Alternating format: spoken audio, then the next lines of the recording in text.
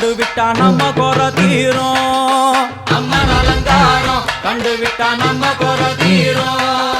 அம்மனுக்கு விரதம் ஆதி முதல் இன்று வரை வழக்கம். அம்மனுக்கு விரதம் ஆதி முதல் இன்று வரை வழக்கம்.